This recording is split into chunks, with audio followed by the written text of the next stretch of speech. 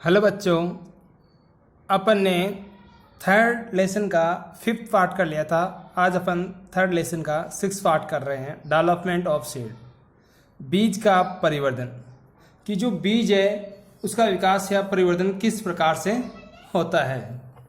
अब बीज के परिवर्धन की बात करें तो देखिए, द्विनिषेचन के पश्चात भ्रूण कोश में परिवर्तित हो जाता है।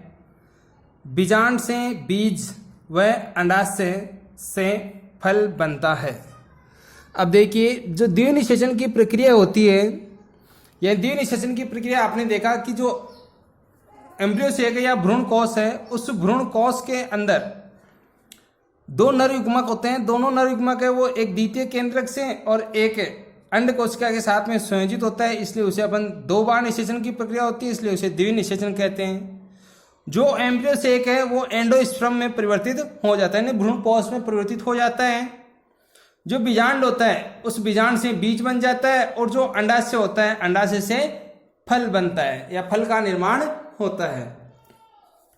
बाह्य अध्यावरण या टेस्टा से बाह्य बीजचोल एवं अंत अध्यावरण से अंतः बीजचोल टेगमेन का निर्माण होता है।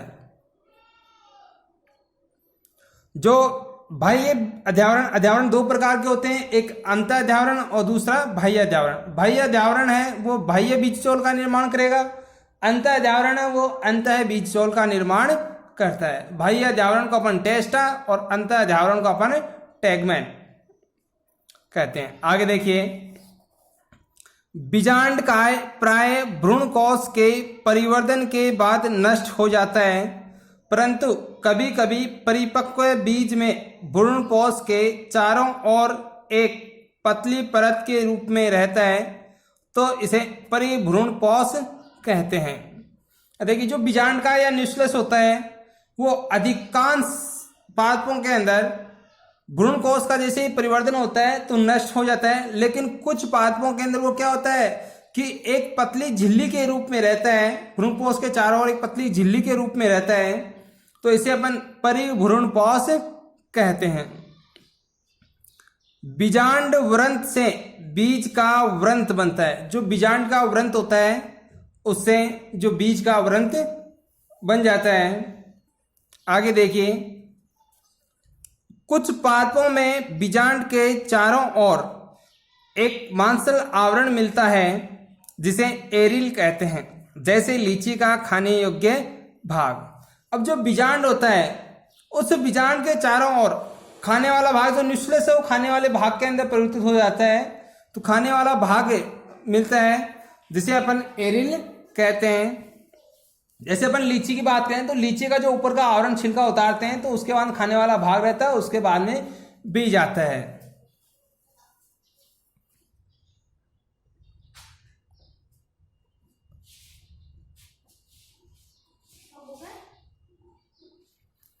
आगे देखिए, अधिकांश एक बीजपत्री पादपों में बीजांड द्वार वाले छोर पर एक पलकनुमा विशिष्ट संरचना पाई जाती है जिसे ओपरकुलम कहते हैं। जो एक बीजपत्री पादप होते हैं उन एक बीजपत्री पादपों के अंदर क्या होती है, एक पलकनुमा संरचना पाई जाती है, एक दरार रूपी संरचना पाई जाती है जिसे अपन ओपरकुलम कहते हैं। जैसे अपना गेहूं, एक पॉइंट रह गया इसके अंदर। देखिए, कुछ पादपों में बीजांड द्वार वाले छोर पर सफेद रंग की संरचना पाई जाती है जिसे केरेंकल कहते हैं। एग्जाम्पल हो जाएगा अरंडी में। अब जैसे अपन अरंडी को खोलते हैं तो 3 पार्ट के अंदर बटी होती है। अब उसके जो बीज होता है, बीज के अंदर देखते हैं तो बाहर की ओर सफेद संरचना रहती है। उस सफेद संरचना या रचना को अपन केरेंकल कहते हैं। आगे देखिए कि जो भ्रूणपोष होता है उस भ्रूणपोष की उपस्थिति के आधार पर जो बीज होते हैं वो 2 प्रकार के होते हैं। एक होता है अभ्रूणपोषी या गैर एल्बुमिनस बीज, और दूसरा होता है भ्रूणपोषी या एल्बुमिनस बीज। तो सबसे पहले बात करते हैं अपन अभ्रूणपोषी या गैर एल्बुमिनस बीज। देखिए, ऐसे बीज जिनमें भ्रूण विकास के दौरान भ्रूणपोष का पूर्णतः उपयोग हो जाता है, गैर एल्बुमिनियस बीज कहलाते हैं। इनके बीज पत्रों में भोजन संचित रहता है। यानी जो अभ्रूणपोषी बीज होते हैं उनके जैसे भ्रूण का विकास होता है उसी समय भ्रूण विकास के दौरान भ्रूणपोष का पूर्ण उपयोग हो जाता है। तो जो भोजन संचित रहता है वो केवल इनके जो बीज पत्र पाए जाते हैं उन्हीं के अंदर पाया जाता है। यह डाइकोटिलीडन्स के अंदर होते हैं, जैसे मटर है, मूंगफली है, चना है आदि। सेकंड आता है एल्ब्यूमिनस या भ्रूणपोषी बीज।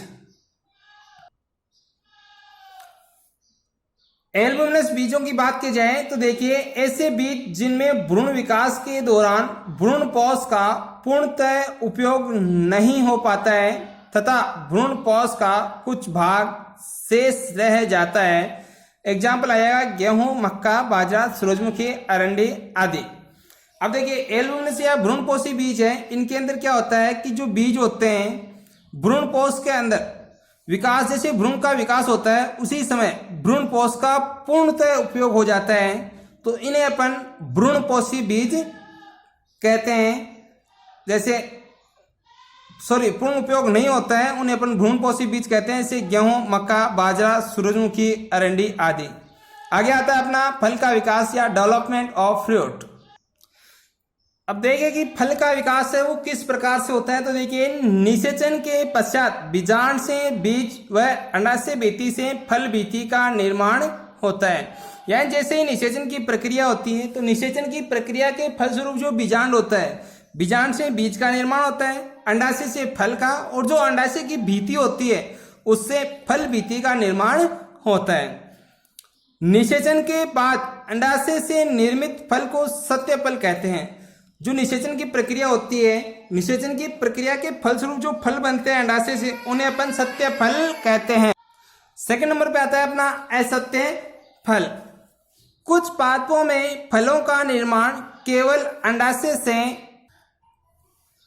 ना होकर बाह्य दलपुंज या पुष्पासन से होता है, तो ऐसे फल असत्य या आभासी फल कहलाते हैं।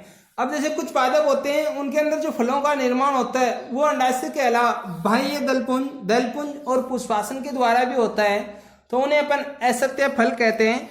और इसका एग्जाम्पल आ जाएगा अपना सेब। अब जो सेब का खाने योग्य भाग होता है वो पुष्पासन ही होता है। इससे आगे आता है यानी सत्य हो गया, असत्य हो गया। उसके बाद आता है अपना अनिषेक फल।